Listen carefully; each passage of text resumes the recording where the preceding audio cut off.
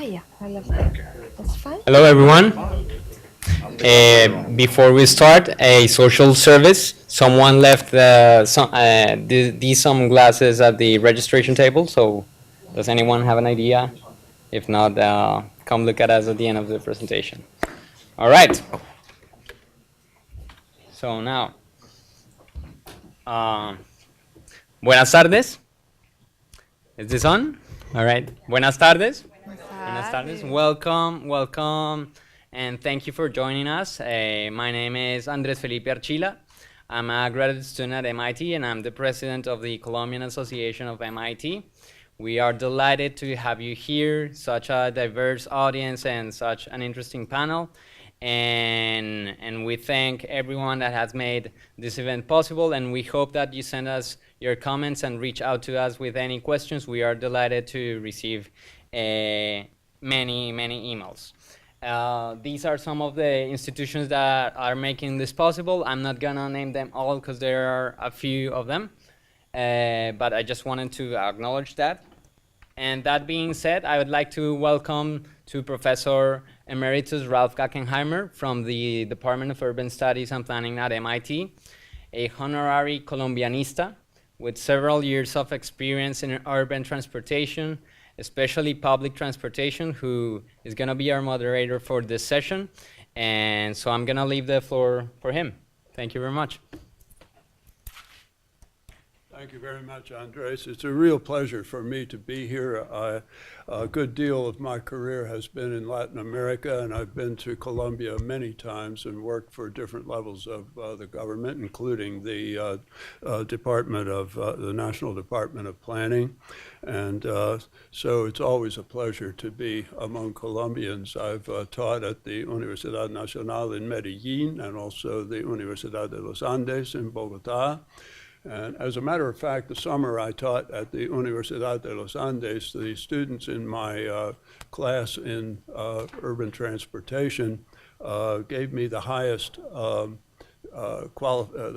scores of faculty participation in the entire summer session. That was the peak of my career. But it's very much a pleasure to be with you. And the subject of transportation is very appropriate to this meeting because Colombia has made enormous initiatives in transportation across recent years. And these have been made in spite of the fact that altogether at this point afterwards, a lot of the problems are at very critical levels. This means we have a wonderful start for a discussion. The railroads are looking to get back into some form of participation. Colombia is the only country in South America with ports on both oceans. The airport hub is also a critical part of this. In the case of Bogotá, as a particular example, the situation is very interesting in terms of continual positive initiatives, but always further trouble. There was a plan in the 1950s by Le Corbusier which resulted in somewhat wider streets in many parts than otherwise, which resulted in convenient ways of using certain transit technologies afterwards. Then there was the Llewellyn-Davis plan for Bogotá in the 1970s. I had the opportunity to be a World Bank observer on that plan. Then there was a driving ban based on license number, which was undertaken as one of the first. It remains the one of only 4 major Latin American cities with that arrangement. And as far as I know, the only one which under regular circumstances has 2 days instead of 1 during the week to begin to control congestion. And in spite of the problems, it seems to have had good effect. If you don't think so, ask any cab driver there. I always do. And now metros are under consideration. The Metrocable. No, first I wanted to mention the Transmilenio, of course, which is up to 85 kilometers now and hopefully soon to be expanded, and by national program expanded to a number of other cities, including Bucaramanga and Cartagena and Cali and Barranquilla and Medellin. And so all of these things are going on by way of alleviating urban congestion, but as we all know from being recently in Bogota, the situation there is still pretty desperate and near gridlock during most of the day and evening. And the poverty issues we reviewed this morning are linked also to this because, of course, one of the most important ways of alleviating poverty is enabling people to get to work. And the Metrocable of Medellin has been a radical improvement in the democratization of transportation for that purpose. And I'm not aware of any formal reviews yet, but it's surely working. And the new one for Soacha is going to follow. So, as I say, the initiatives have been heroic, but the problem still remains extremely problematic. The program today begins with Ms. Castaño in her role now on the transportation subject, and continues with Professor de Neufville, and there will be questions, discussion after that. And after that, Messrs. Roa, Bucarejo, and Zegras after the break, okay? So just for those of you who weren't with us for the morning and with somewhat different emphases, Lina Maria Castaño Mesa is a Director of Social Development in the National Planning Department of Colombia, with special attention recently to the design of projects for social development, for social improvement, and including the examination of their consequences afterwards and the redesign of them afterward. That she's also responsible for coordination between the planning department and DANE, the National Statistics Agency, beloved by many of us who do research in Colombia as being one of the best statistical agencies around, and making possible kinds of research that aren't possible really elsewhere. So she's also been responsible for the system of identification of potential beneficiaries of social development actions. So, Ms. Castaño.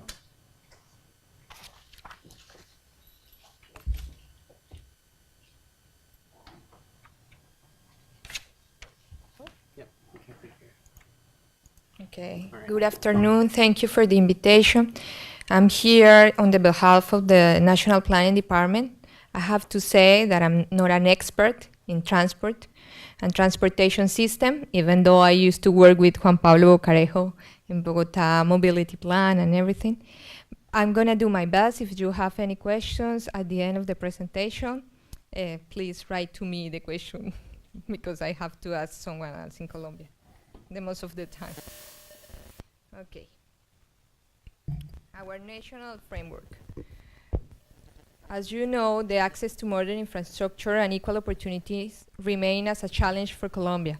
We have problems with the overall infrastructure, the state of our roads, the quality of the railroad infrastructure, and of course with the port infrastructure. You know, we have still, we are in the lowest level of quality all of this point in Latin America.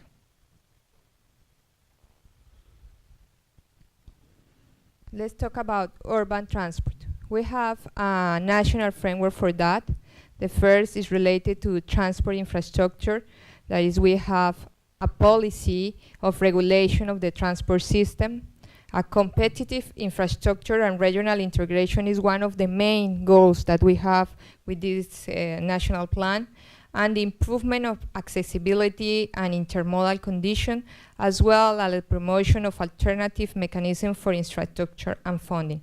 I would like to say that this point is quite important, especially the improvement of accessibility, because as you say, as I say this morning, poverty and where the people lives is related as well as the access that I have to the transport system and to the public transportation.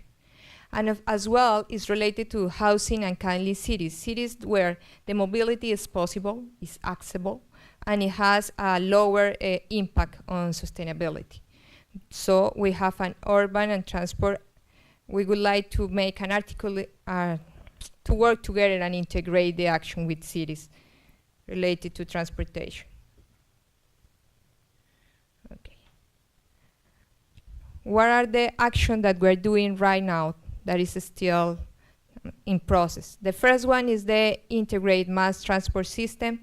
As you know, this is for especially for the big cities. We are trying to do it first in the cities we have Transmilenio, like Bogota. That's one of the things that we're doing, as well in Bucaramanga, Cali, and Cartagena. But one thing that there is important is, for instance, Bogota, who tried to do an integrated mass transport system, has right now serious problem during the implementation. So there's an opportunity for the country to learn how to do it in a better way. I have to help people to use it and to use it in an efficient way. Second one is the strategic public transport system that is for cities between 250 and 600 inhabitants. There, the idea is like cities that they are not too big, but can have a strategy that make possible not only integrate mass transport system, but not to use Transmilenio, but other ways to do it. For instance, in Pereira, Armenia, that is in the coffee area of Colombia. We're working that to integrate the models in a different way, not always using Transmilenio, but to think in a new way, an innovative way to do it. Then we have the strategy in small size cities, and cities that are much more smaller. There, the problem is not only to have always the idea is to have an integrated mass transport system. I think that that's the general idea, but not always using bus, rapid transit, or metro, or metro cable, or others, but to have as well centralities that allows to the citizen to move in a small space. You know? You have to access because the city is a small one, then you have the opportunity to go there in a different way. Also, we need to improve the strategy of more efficient and with high quality services. Everyone who has been in Colombia knows that we have serious problem with the quality of our public transportations. So one of the ideas is to have a better service with better quality and more efficient. As well, we don't have a multimodal regional strategy. The most of the transportation in Colombia is doing with roads, with cars. But we have to improve we have to start to use more the river, especially Magdalena, as well as other ways, not only the river, but also the airports and the needs with roads. We still have a work to do there. And we need like a master plan, because what happened is that a municipality builds its plan, but it doesn't work with the whole regions. That is important to get interconnected, one of them. So, where are we now? We have 8 cities working in an integrated system related, most of us, to Transmilenio, to the same idea than Transmilenio. 12 cities working in this topic that we have an integrated system, but not with Transmilenio, but they working together, all the buses company. The 8 cities who works with the idea of we can organize all the mobilizations in a small scale, 8 with mobility master plans, especially Cartagena, Monteria, and Fusagasugá, that is a city that is close to Bogota. 7 working in a way that we can have to work together with the regions. 4 integrated systems, Bogotá, Pereira, Barranquilla, Bucaramanga, and regional system. We are trying to have one in Caribe, another one in the Eje Cafetero, Cundinamarca, that is close to Bogotá, and Antioquia.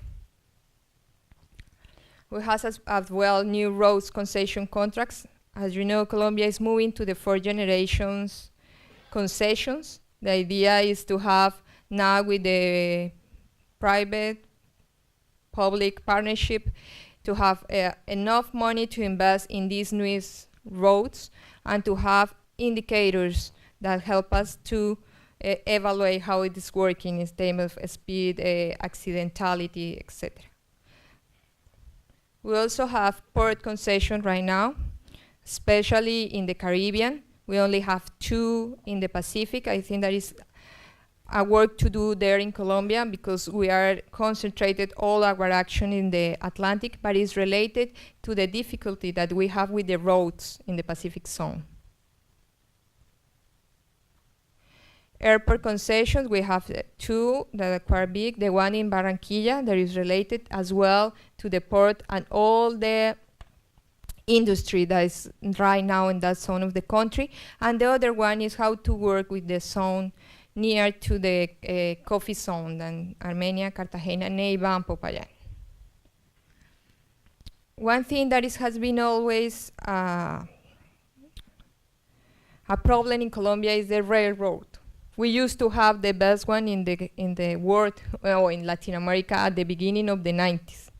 And now we only have roads for touristics in one zone of Colombia and the other one to transport coal in the Caribbean. So now we're trying to have more rail concessions that can be used especially for the industry to move the commodities through the country. And the fluvial project has to be with the Magdalena's River navigation recovery. That has been a dream for Colombia for quite 50, I think, years or more. Before I was born, it was a dream to make a Magdalena River navigation recovery. Now we're working on that. That's one of the points that we help to work with all the process in PMP. And now we're in the pre-qualification process of that one. Finally, urban mobility projects for Bogotá, Cundinamarca regions. As you know, we have a big discussion in the country about Bogotá's subway system. First, it was the discussion about if we need to move from bus rapid transit from Transmilenio to Metro. That was a huge discussion. Finally, say, okay, we need Transmilenio as well as Metro. But now the question is who's going to pay it, where it's going to be, and all the discussion that it was about corruption in this topic in Bogotá. And as well, how to connect Bogotá with Cundinamarca. That's another point that we need to work, especially right now, that the most of the municipalities around Bogotá, people used to work in Bogotá. So we need a community trained to work there. And as well, the question is who is going to pay? The department, the nation, Bogotá, how it's going to be? How is the financial infrastructure? As you know, we can do all these projects with public money only. And also we are working right now in Colombia with a public initiative in PPP project. This is the flow chart. If you would like to see it in details, I can send it to you. But the main idea here is that now we're working in to have the conceptual idea of the project, see if the project really have a social assessment of social and economic issues, all the financial structure, the risk analysis, who is gonna take the risk of this project, if the most of the risk is taken by the private sector, so for the public sector it's an opportunity to work with them because they are gonna capture the most of the risk, and start to work with a public contract and then opening the bidding process. This is just the beginning in Colombia. We're and I don't know, in the first step, even before the first step, I think. But now we have a law that allows us to do it, and when working, it becomes hard to show not only in infrastructure, but also in social programs we're working with this idea of public-private partnership. What are the opportunities that we have? First, as you see, when you want to work like a small series, especially, and the topic about mobility, there are also an urban transformation that is needed there. So we hope that we have rehabilitation and renewal, not only of the historic centers of the city, but also to the whole cities related to have new mobility or transit plans. Generation of new centralities to share the coast, integration of population needs and land use, and improve the articulation between mobility master plans and local master plans. What are the challenges? First, we need technical institutional strengthening. We have now a new entity that is called ANI, Agencia Nacional de Infraestructura, and we need there people with high profiles who works with this 4th-generation concession, as well all the old studies that is related to that. The second one is the implementation of intelligent transport systems. We have an example now in Bogota that is not working really. We are still working on that. Huh? Yeah. But we're working on that. Transportation demand management, implementation of a strategy of mobility in border cities. We still have to work on that. And urban and regional integration through the implementation of mobility strategies. Colombia is a high decentralized country, so we have to find a way to integrate the vision that they have for the mobility in a municipality with the other one that is close to that.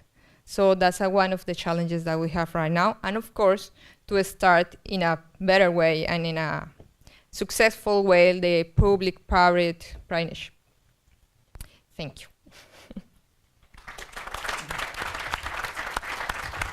Very much, Ms. Castaño. Next speaker, we'll have discussion just after the next talk, as I mentioned. The next speaker is our Professor Richard de Neufville, a longtime colleague at MIT. He's Professor of Engineering Systems at MIT, and that title may require a little explanation.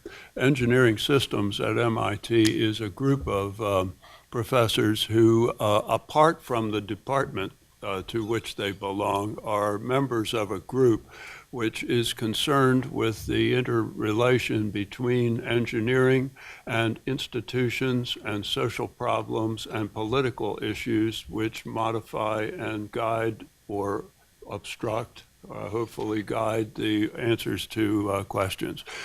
So this is an interesting group of people, and it was anticipated by Professor de Neufville, in fact, because years ago he was the founding director of the Technology and Policy Program of MIT, which did just this, and which attracted, he was director of it for many years, and it attracted very good students interested in these matters to MIT who probably would not have been attracted to a purely engineering school. They were very good students, I know, because some of them took my courses.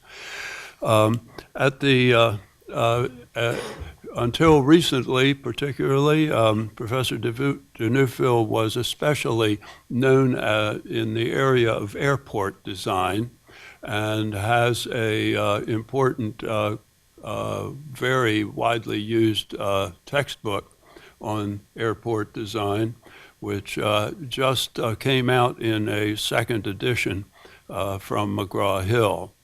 His current focus, however, is further to some of the same objectives, the question of flexibility in engineering design.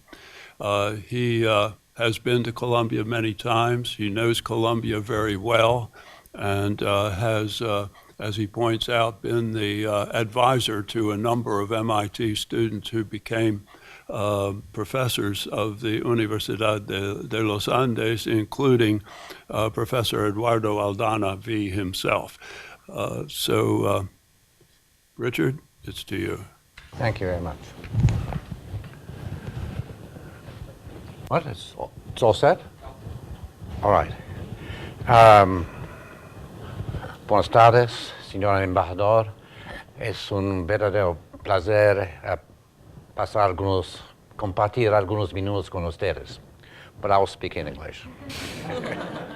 Right, so here I am, and I want to talk about using flexibility to increase value in transportation systems planning. So I'm interested generally in the topic of how you can have flexible design. I'll explain that concept in a moment, but I'll put it in particular in the context of transportation, and I'm going to give you an example from Bogota, the way we can think about it. Not that I'm trying to suggest what Bogota should do, but I'm actually picking up on some work of one of my students, Andres, who did this project as part of a course that I give.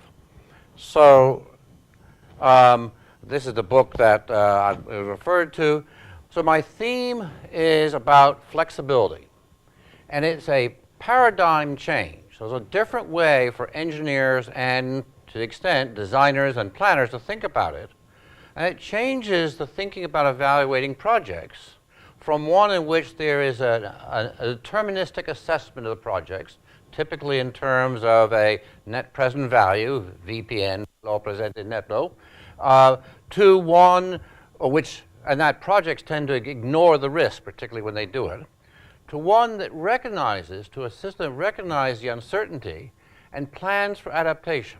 That is, when we're building something like a metro or a bus line or things of that sort, we're talking about something that's going to last a generation, at least. And frankly, we do not know what was going to happen in a generation. Despite our most expert opinions, things turn out to be different. We just have to look back 25, 30 years to recognize how poorly we could have predicted the state of the world as it is today in whatever context you want to think about it. So the idea is flexibility is that you build a system so that it can adapt smoothly to the different circumstances. So, and this allows you to do two things. It basically allows you to get out of bad situations, is that if the situation for which you were designing for is not working out, that you can adjust the situation, so you reduce the amount of losses or bad situations that you might have. At the same time, you can adapt for a different or larger or more demanding or different functionality of situations so that you open opportunities. So it provides you a win-win, less losses, more gains, basically. Now, that might sound very complicated, but the basic idea is something like having a computer or an iPhone of some sort that is designed not with all the functionality that you want immediately, but you can put apps on it, you can use your USB port to do different things on it. So it's designed so that it can provide new functions that were not originally thought of. Certainly when I bought my iPhone, I thought that I was actually buying a telephone, and I realized it's many more things that I hadn't imagined, and I adapted to it. So that's the basic idea. So the outline of the presentation is to start off with a little bit of a discussion of the standard evaluation procedures for transportation systems. And actually, they're not peculiar to transportation systems, but they're general to other situations. And to point out some of its limitations. Then I want to stress a very simple technical idea, mathematical idea, known as a flaw of averages. But basically is the point which is why the standard approaches are not satisfactory for helping us evaluate them. And if we don't evaluate them correctly, if we look at the projects individually and try to give them some kind of number, but then our evaluations aren't correct, then we will rank the situations in the wrong way and we'll make the wrong choices. So if we need to be able to get the evaluation right so that we can get the right choices. So this is the notion of the flaw of averages. Building upon that, I want to outline a little bit what the alternative paradigm is and share with you the example taken or inspired by Bogota as just an example of the kind of thinking that is there, but without pretending to say what Bogota should do. That's not my capability. So what is the standard evaluation project for looking at evaluation procedures for looking at transportation projects and consequently for choosing among them? What does the World Bank, for example, do? What is the standard engineering paradigm? So the standard engineering paradigm is, one, make a forecast. What do we need to do in the next 30 years?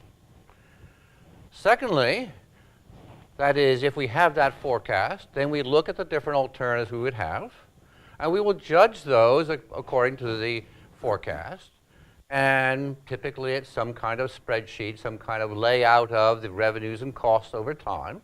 And then we'll calculate some economic return for it, a net present value or an internal rate of return or something of the sort. But basically, we look at a forecast, evaluate in a deterministic way, and come out with a number. However, the future is uncertain, as are the outcomes. As a simple way of thinking about it, I give a class sometimes, and the point of that particular class is the forecast is always wrong. Not that there's a malevolent deity that tells you that if you say white, it will say black. But the chances of our actually predicting what will be happening at the airport, at the port, the economic development, the technology, the competition, all this is unknown. And therefore, if you're basing your assessments on a forecast, and that forecast a priori has to be assumed to be wrong, your evaluation is wrong. It's not much more complicated than that. Furthermore, I think it's important to understand this notion of the flaw of averages. Because, of course, people recognize that forecasts are wrong. This is obvious. You just have to live a little bit and to realize that the prices of oil are all over, the transport is all over, things happen. But what most people then say, well, if I make a forecast, then I will responsibly look at the different possibilities that could occur. And if my forecast is somewhere in the middle, the average, and I look at the average, that will be okay. So I recognize the uncertainty, but I will still focus on the forecast, and then I'll just do some appreciation for what happens if it's 10% better or 20% better or 20% worse. I do some sensitivity analysis around an average forecast. But there's a very simple mathematical idea, I mean a trivial idea, on the cutting edge of the mundane, as somebody has said. I mean, it really is very simple, but its consequences are very important.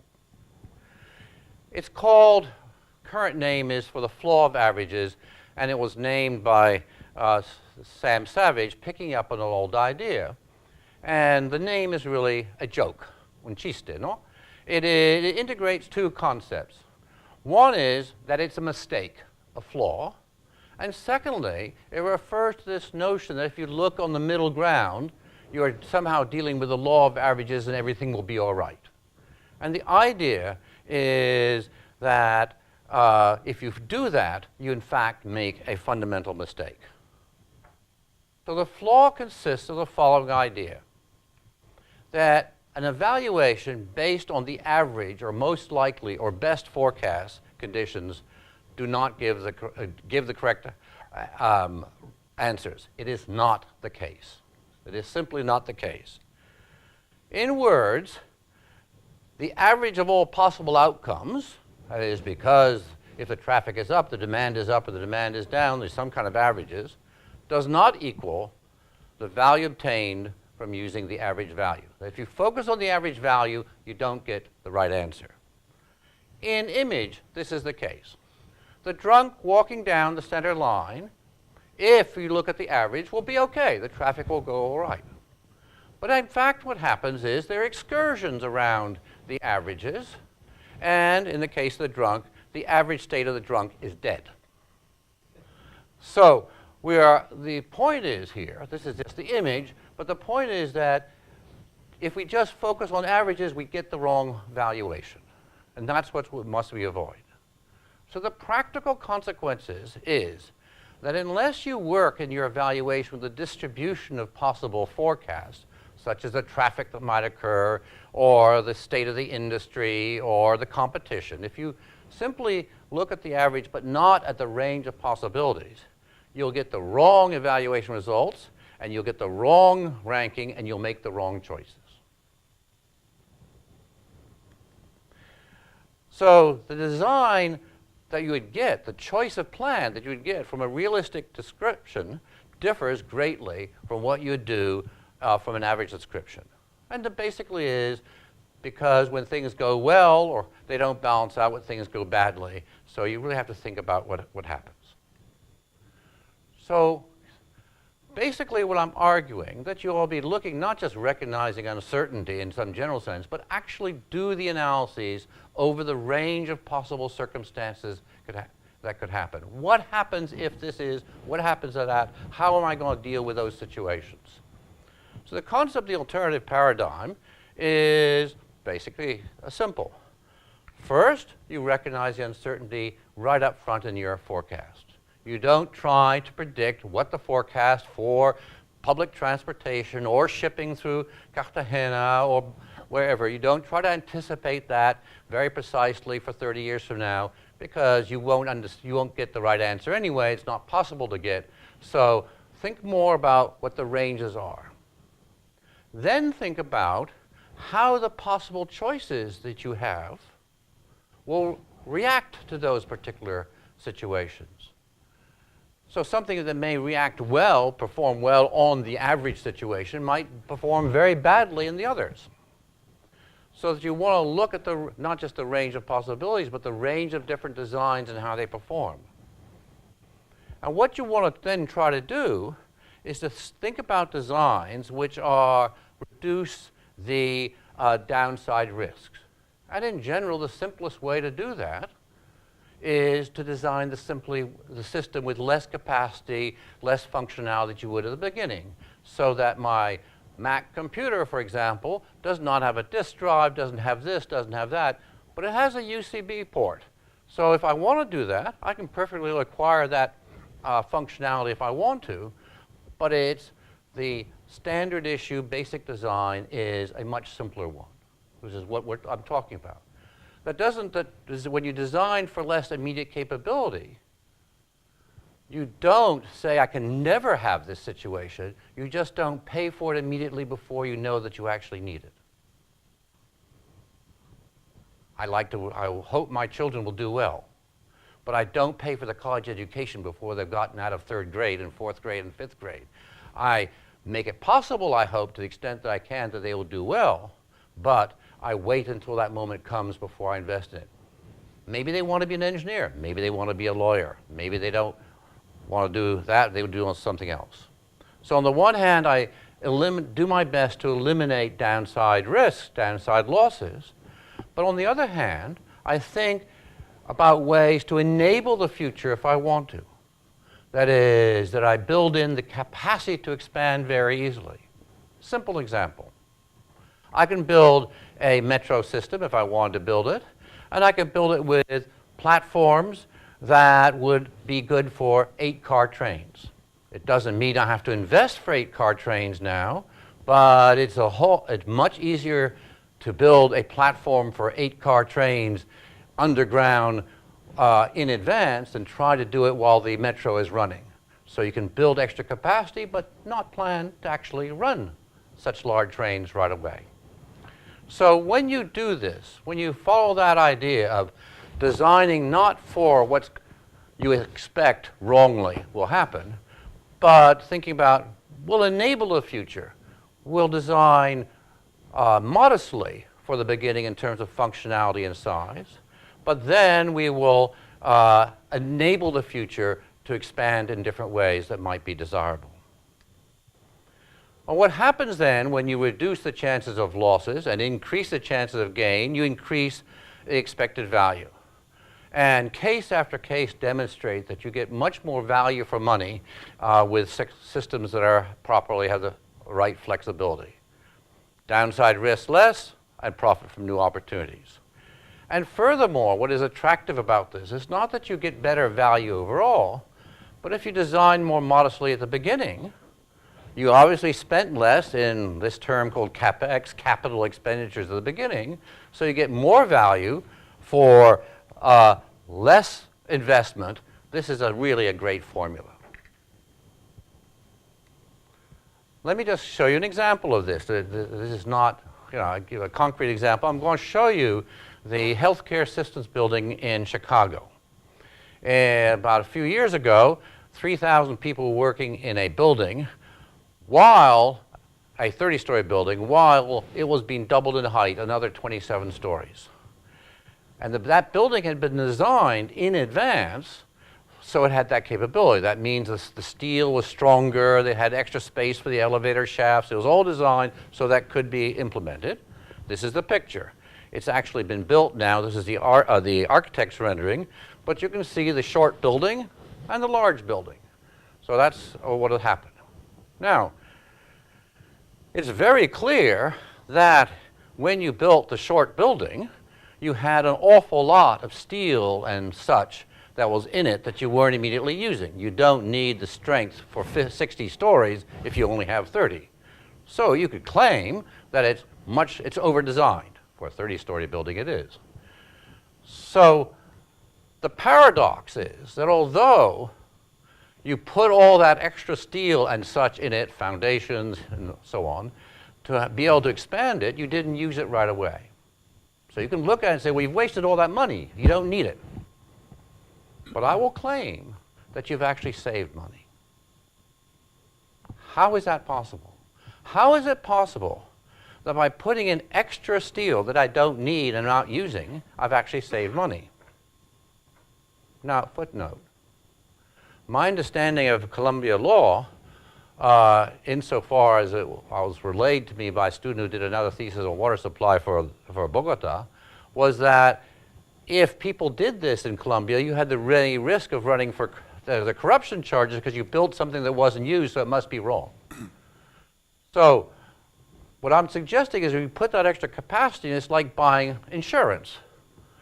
And I'm very glad not to use my insurance. I don't go to my broker and say, I didn't die this year. My life insurance is no good. No, I go right back and buy insurance again, and I'm glad not to use it. So very often you buy things deliberately to protect and enable your future, but it doesn't mean you actually call upon them right away. But in any case, this building, why would it save money? So here's the answer I suggest. The fair comparison when you build a flexible system is not whether what you actually use right away compares to what you might alternatively have cheaper, but what you might do to protect the future if you only had to do one time to do it. So, for example, you could say, I'm going to build a metro system with a platform for 8 cars, but I'm only going to have 4 at the beginning. And you could look at that and say, well, that's a waste. But you've provided for the future. If you did that, you would have provided for the future. If you had only one shot at doing, you might have said, well, I'll build it for 6. For example, I'll run 6-car trains because this gives me the capacity for the future. I can only do it once.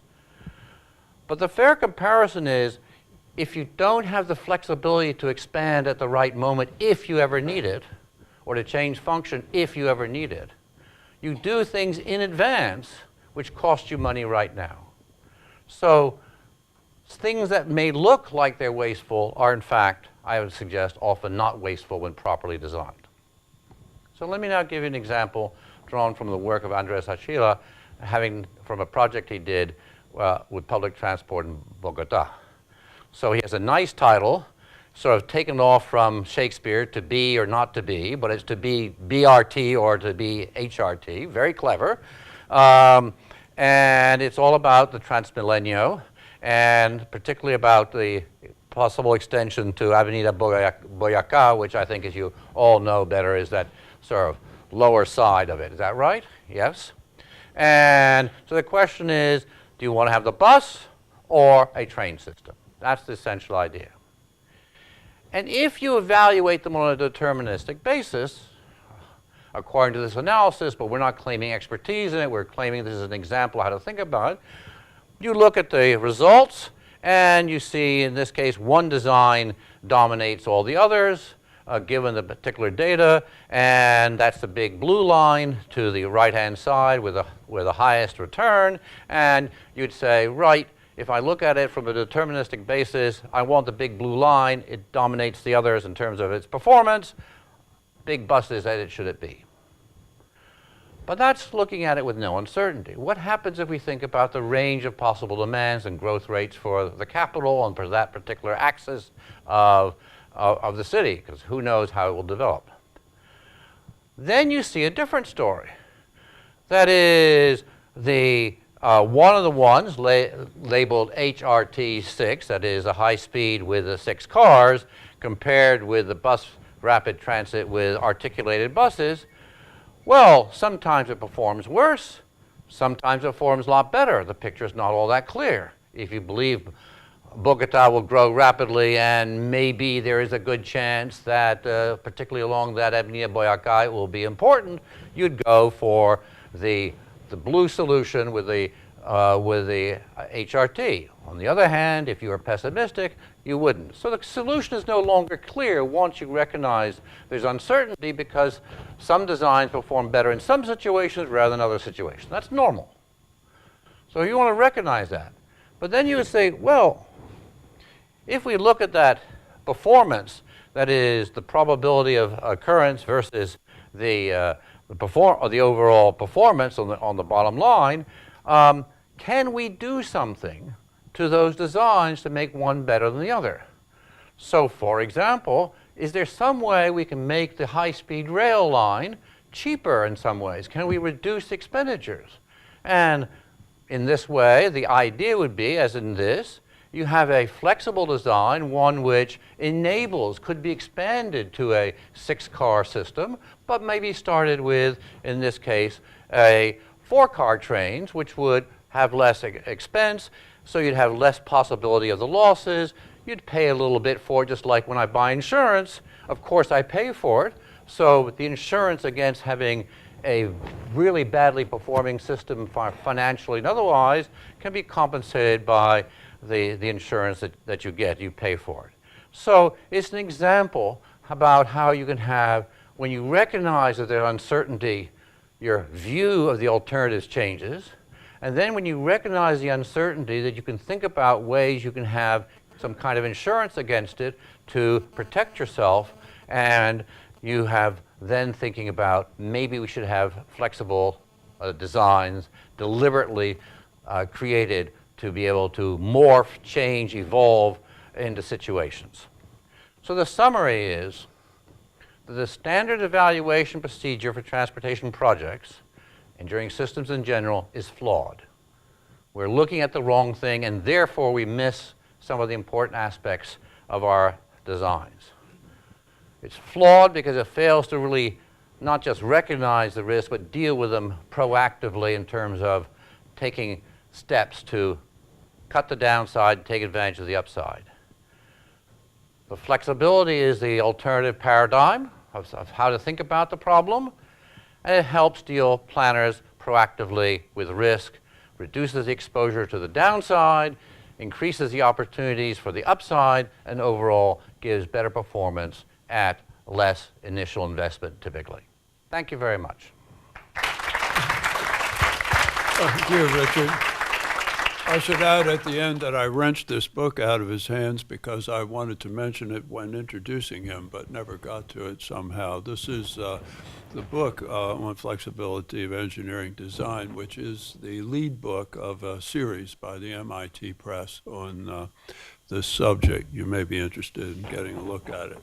Andres, how much time do we have? Okay. The questions are in order, maybe in the form that Marilee Grindle used, one from this third of the floor, if you have one. Don't worry, there's no quiz given. Two.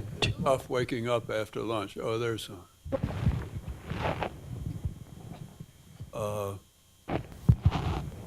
Oh, yes, here's one. Hi, and thank you for your presentations. My name is Camila Gonzalez. I go to the Fletcher School of Law and Diplomacy. Is it okay? I just have a question because I've worked in the past doing project evaluation, pretty much the World Bank traditional way. And I'm curious as what you think should change in areas or organizations that do this for them to be able to do it the flexible way? So I guess that's for me. Yeah, that's.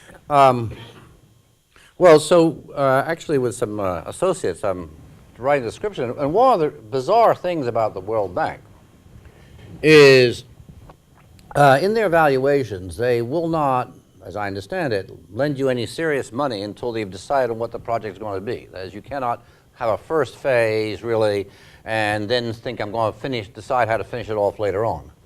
So they make their decisions, and then approximately a third, according to the data we had from the summer we spent gathering the data, actually in Asia, so it might be different elsewhere, a third of the projects have to be completely changed after a while. In other words, that there's so much goes through this notion of we know we're going to determine what we need, we'll commit to it, and then as early as 3 or 4 years later on, they have to start writing excuses to why it's not happening and revolve it. I mean, it is an Alice in Wonderland kind of world, in my experience. And the solution in many ways is very simple. But I think one of the things that we suffer from is a trained incapacity. That is, we've been doing it this way for so long, so how easy is it to change? We have an unfortunate maybe expression in science that science progresses funeral by funeral. But another way of thinking about it, we need somehow to replace the old guard with the newer ways of thinking about it. So it wouldn't be very difficult to change this. You have to change habits. And sociologically, that's difficult. But technically, it's really pretty simple. And what's interesting about it is in the business world, it often happens much more that way because there's more freedom certainly among some companies, others, to think on that way. But organizations built to do things a particular way have a hard time changing. So it's a big effort, let me put it that way. But it's not a technical effort. It would be easy to do, really easy to do. Another question? Chris? Don't forget the boss here. Sorry, I didn't see her. I would like to know if you have any example of flexibility approach in public transport system. Well, I mean, in some ways, just in Boston, the Silver Line, where can work, the bus system, the new MBTA, the local public transportation, can work on the streets and in a tunnel and combine. It gives it flexibility as to how it changes, and they're thinking of adding for it. So in that sense, it is flexible. It's not brilliant particularly, but it is all right. It can work on the specialized roadways, and then it can go off, and we're not committed to how much will be one or the other over time. So in some ways, it's flexible. But let me just give you another example as a build upon the previous question. So in this particular country, they're thinking of building a high tension line, either of 256 or 512 megavolts, and kV. And the bank needs to know what it needs to study first before it'll release the money to do the study of which route it's going to be. They could perfectly well release money for a study to see how the trends would be. It'll all take the engineers 2 or 3 years to get everything organized and do. And then in 2 years, decide which is it going to be.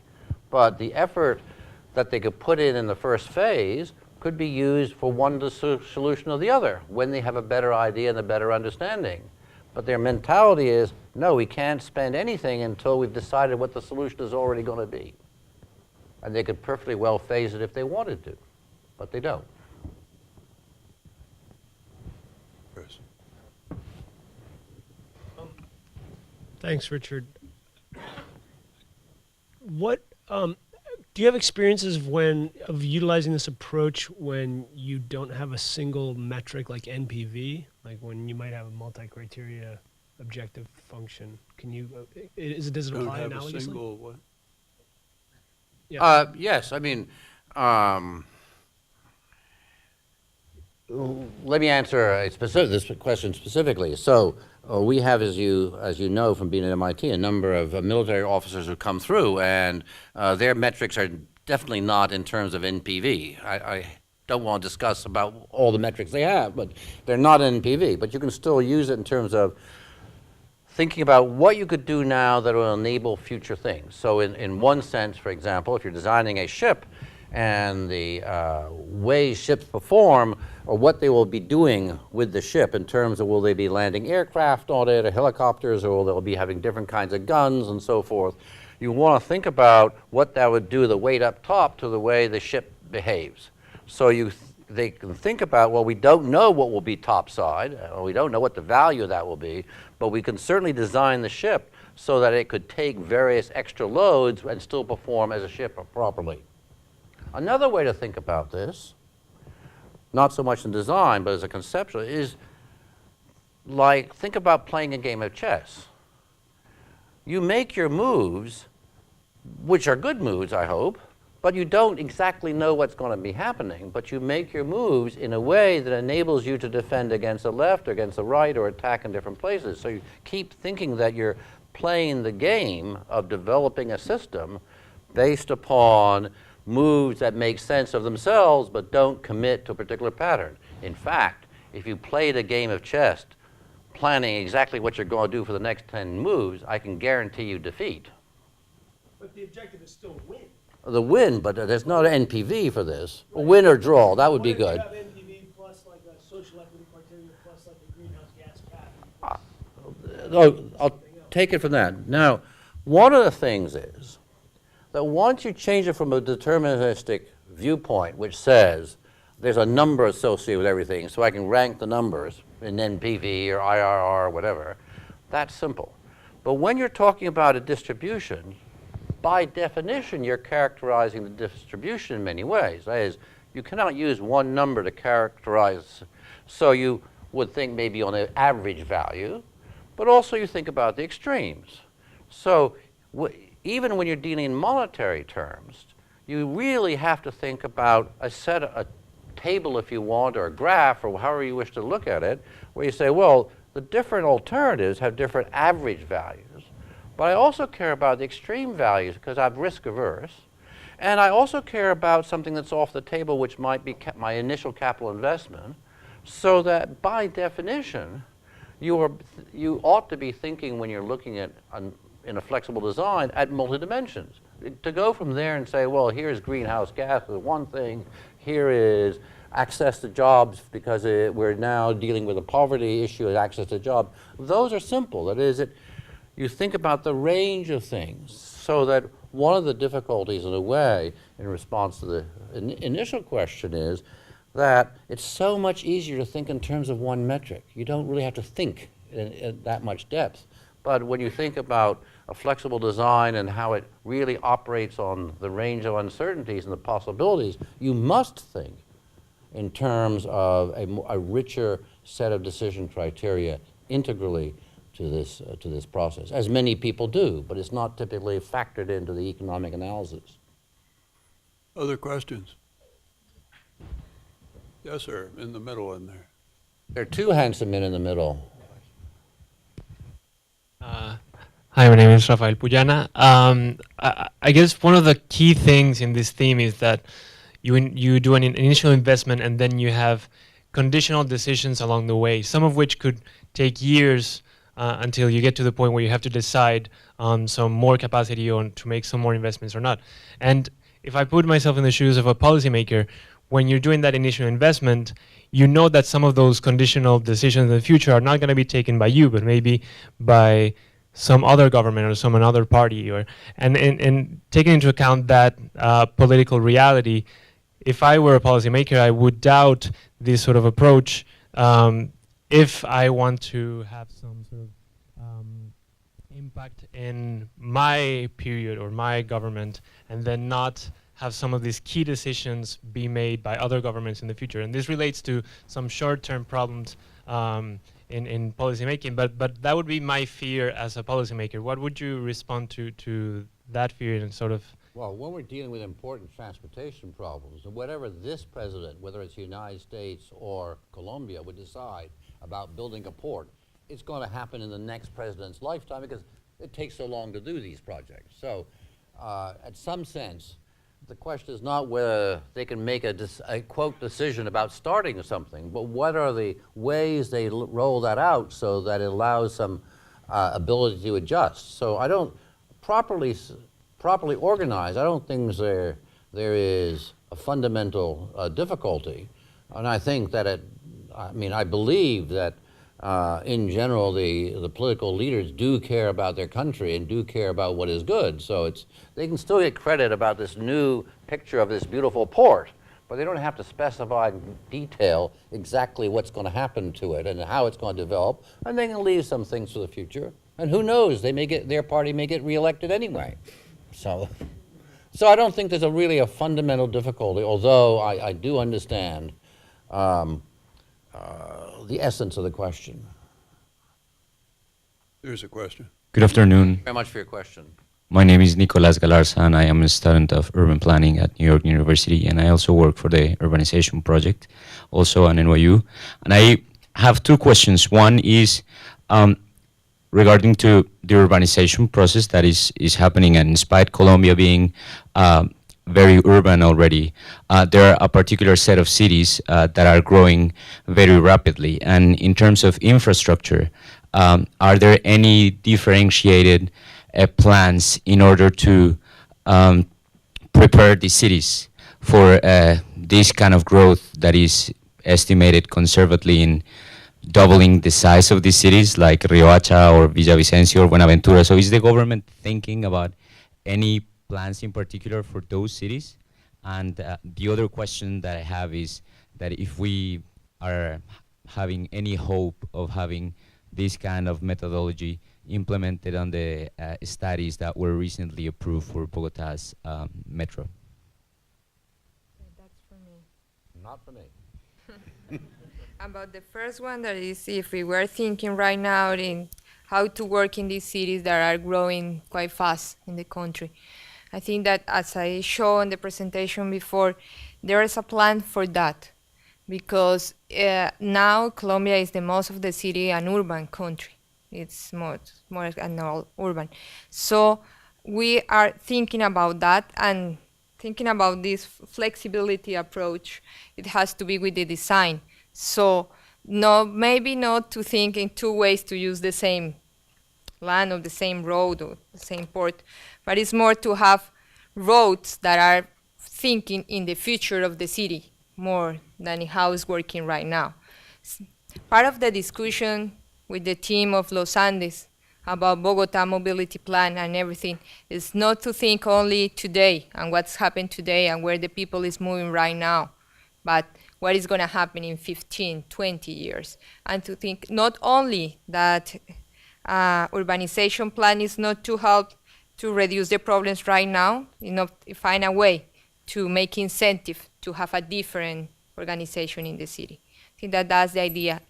The government is working on that, but as you know, we have a decentralized country, and this is not only what the national government wants to do, but also what the mayor in Riohacha, even in Bucaramanga, that is one of the cities that has been growing quite fast, what to do there. Last question. One of the things that occurs to me is that there is a variability in the essentiality of flexible method of this sort based on the extent to which the future is predictable or not. And I take it you would say, Richard, that the less predictable the future is, the more valuable this technique would be. Oh, absolutely. I did notice there's another question there, but it's like insurance. If you know what's going to happen, you don't need insurance. The value of insurance, or in general, the value of financial option is directly proportional to the uncertainty in the future. And the riskier things are, the more you need flexibility. And the thing about most urban transportation projects is they're very long-lasting, and there's more much uncertainty about what happens 20, 30, 40 years from now, if we think about the life of an airport or a railroad or a port, and it's exactly because of that we in general, anybody who's thinking about it, really needs flexibility in what the design is going to be. Thank you. You first, sir, in the middle and back. Hello. Hi. My name is Juan Carlos Leon. I live in New York City for 20 years. So I'm very familiar with the subway system in New York City. I also work as a software developer for New York City and Hunter College. And what you just presented, this theme, is very attractive. The question is for Ms. Castaño, is how realistic will this approach be for Bogota? Okay. Let me say two things about that. The first one is that in this approach that is quite challenging for us in Colombia, I think, because as he says at the beginning, when you are a policy or a public officer, you need to invest what is possible right now. And if you say, okay, I'm gonna build this road or this metro or whatever, but I'm gonna have, I don't know, a bigger space in the opportunity that you need to have in the future 2 or 3 more trains there, or because in the future you're not gonna need that, but you need, it's gonna be really difficult to sell that idea to a policymaker because you have all the Contraloría, I don't know, yeah. Counting. Controller General Office behind you to say, okay, you make a big investment for a small result at the beginning, even though you are thinking in the future when you do it. So it's going to be quite difficult. But I think that if we take this approach more than we can have a flexibility on the design, not only because you can scale up the design, but also because you can use the same investment in a different shape or in different ideas. It could be quite interesting to use in that topic. And the other thing that I think that is important that when you make or when you do an infrastructure investment, you're not only thinking in what's going to happen in the future. The action that you just done, it has an impact on the future. Okay? Infrastructure changes the way we work as well in the cities. It's not only to think in the future, but to change the future with the investment. I think that we have to think that as well.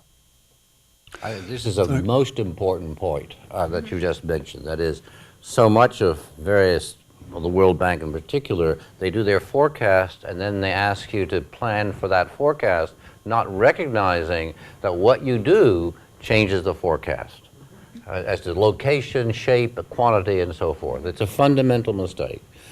Thank you very much. To be continued. We have coffee break now, 10 minutes or so.